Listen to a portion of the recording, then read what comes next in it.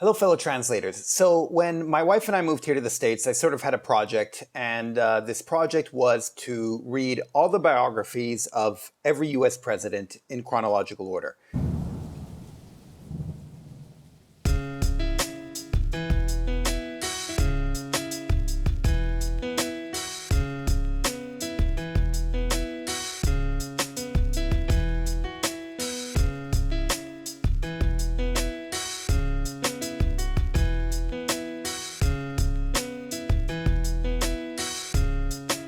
Why did I want to do this? To understand the country that we're living in.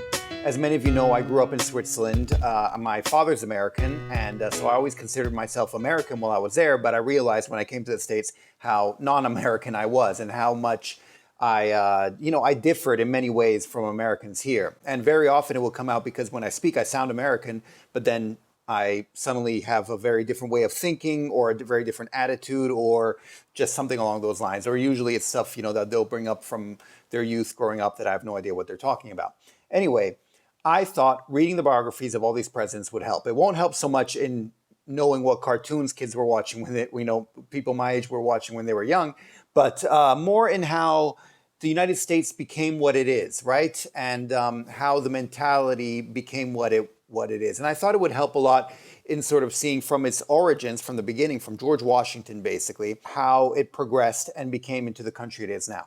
So I should say a couple of things right off the bat. First of all, I read all the biographies in chronological order until Eisenhower, Dwight D. Eisenhower. This was during the 50s. Why did I stop there? Well, it seemed like a good place to stop. I didn't want to get any of the presidents who were too modern, too recent, because I wanted to avoid the politics. People trying to have an agenda this way or the other, something like that. I really wanted to just concentrate on the history. Now, it's sort of arbitrary because obviously you have very good historians who've written about more recent presidents. In fact, I really want to read the Lyndon B. Johnson biography by Robert Caro, which I've heard great things about. And he seems like a very interesting person from what little I've seen of him so far coming. He features in the Eisenhower biography.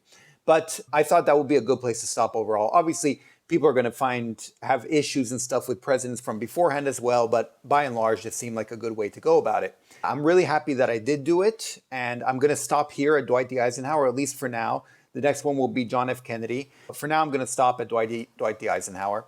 And I just wanted to share a couple of things about this, a couple of my thoughts that I have after having read these biographies. Because hopefully then, if you want to do something similar, you can keep this in mind. And also not only in the States, but for whatever country you're in. And anyway, I'll get into that. I also, by the way, might do another video where I talk about each president, maybe just one thing that I liked or one thing that I found interesting or something like that about each president. I'll see if I want to do that because that would take quite a long time. But anyway, for these, I read a biography of each president, as I mentioned. I had already read a couple of them. I'd read His Excellency, which is a biography of George Washington. I read that back in grad school. John Adams had a biography that came out for a while that was a bestseller, and I'd read that. And Thomas Jefferson, read a couple of his. He was kind of my favorite president growing up, and so I'd read a couple of his, I think 2 of his biographies. Anyway, so I decided to start with James Madison. I had the audio CD, but I hadn't listened to it, so I decided to listen to that. And that brings me to my next point. These books, I've read a bunch of them in terms of book format, but a lot of them were on Kindle. A lot of them were audiobooks, so they run the gamut. And the way I picked them was by going to Goodreads. I would go to Goodreads and see what other people wrote about these biographies. I tried to see how many people read each book because I wanted something that was well read and accepted, and also what their ratings were and what they wrote under the reviews. There is a website, and I can link to it down below, where someone actually took the time to read through pretty much all the major biographies of the presidents and rated them. I only actually found out about it later on, and I didn't follow his advice 100%. It is a good thing to have, a good point of reference to have if you want to do something like this. By the way, I should mention that a lot of these presidents, if you're talking about like Lincoln or FDR or George Washington, stuff like that, they have multiple biographies and you kind of have to pick which one. But some of them, you'd be surprised to find even one biography. William Henry Harrison, Franklin Pierce, people like this. And the fact that we do have a biography of these really is thanks to Arthur Schlesinger, who he's a historian, a U.S. historian. He also worked, I think, for the Kennedy administration. And he decided at some point that every president should have a biography. And so he worked with different biographers to create a biography of each and every president.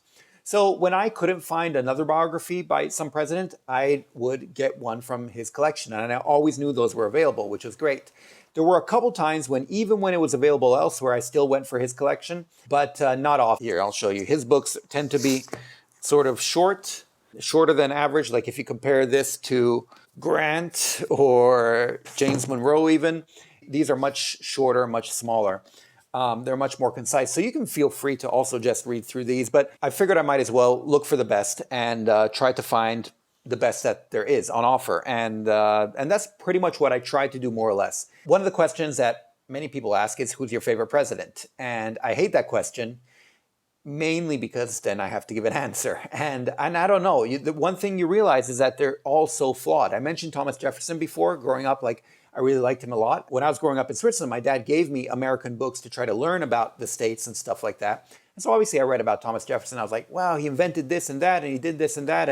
And I thought that was really cool.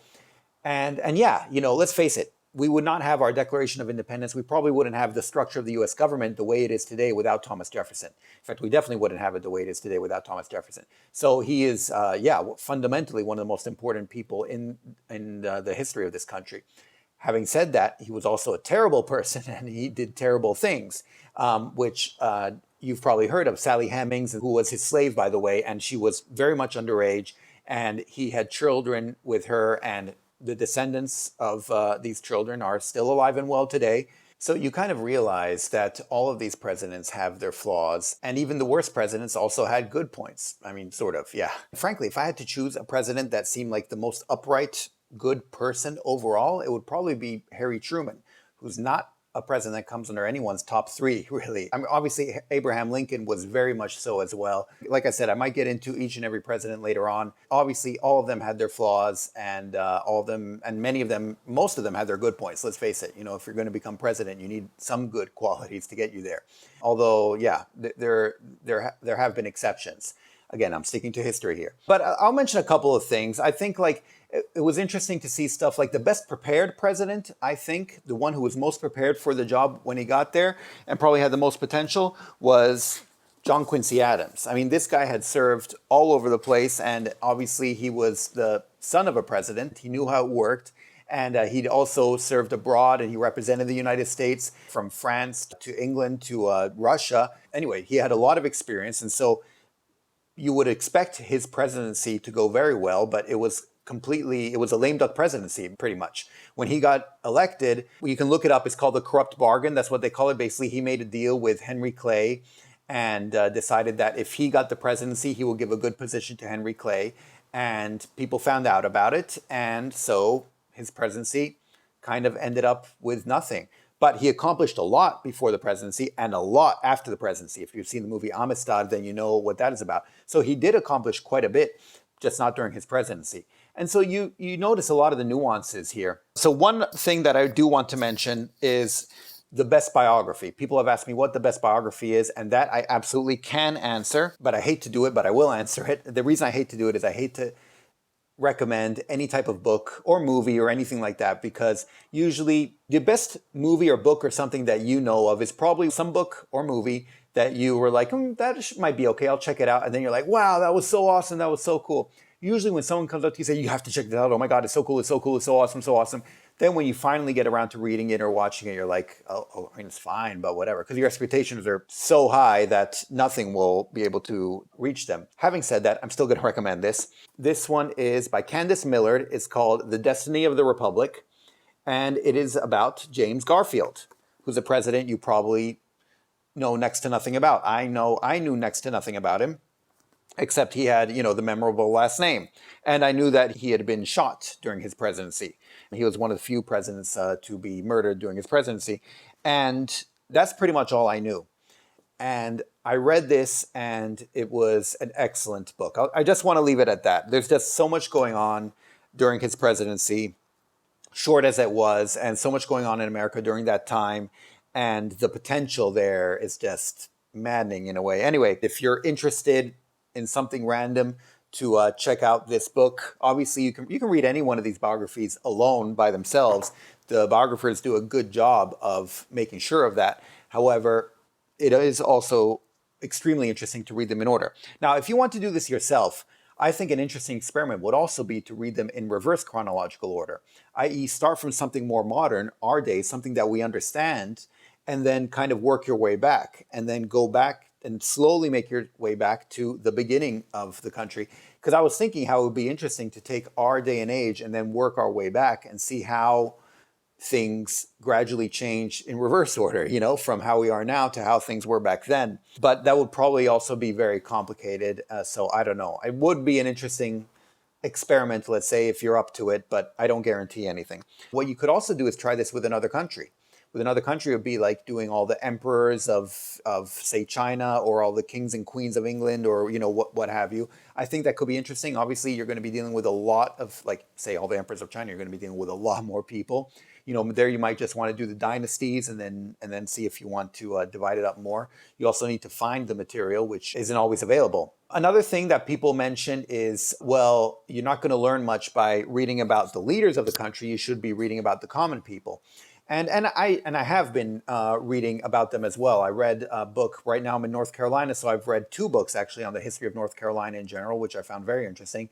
I read the book White Trash, which, if you're interested in the subject, is extremely good. And I've read several books, not on the presidents, but on the people in general, on the country in general, and stuff like that. I don't think that's necessarily a problem in this case. This is also because this country is a democracy, so good or bad, each one of these presidents had to get voted in.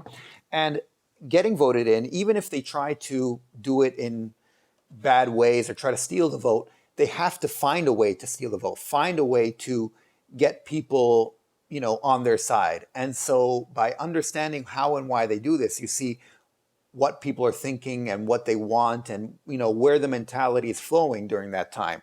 So it still is an indicator of that. And so I do think it does show a certain barometer of the country, and shows what the country's mentality is at some point in time and what they're thinking. Those are pretty much my thoughts overall on having read these books. I do find myself a lot more informed and prepared, at least I feel like I am, for a lot of the subjects that come up, and also a lot of the reasons for the way people think the way they do and act the way they do, and a lot of the differences also that you find between, say, North and South and East and West and stuff like that, because they're still relevant today. And there are other books that talk just about this. There's one called, I think, 12 Nations, which I had issues with, but it does talk about stuff like this. Anyway, this is a good way to do it. It obviously takes a long time. We've been in Charlotte now, I think, 4 years. And so I've been reading during all these 4 years. Obviously not straight. Like I said, I've been reading other books in the meantime. Most of these books are from used bookstores. I got this, as you can see, like this one is $6. This one, I remember I got it from a library sale. Other ones I ordered online. Almost all of them are used. I think pretty much all of them are used, in fact. I usually prefer to get used books in general. Just got them as they were available, if and when they were available. Sometimes they had deals like on Audible, and so I was able to get them there as well. But yeah, it really depended. If you have done something similar, please feel free to let me know. I'd love to talk to you about it. If you feel like doing something similar, feel free to let me know and we can discuss it as well. If you want to do something similar for another country or another place, then also definitely let me know, because I think that would be really super cool and I'd love to follow it and see how it goes for you.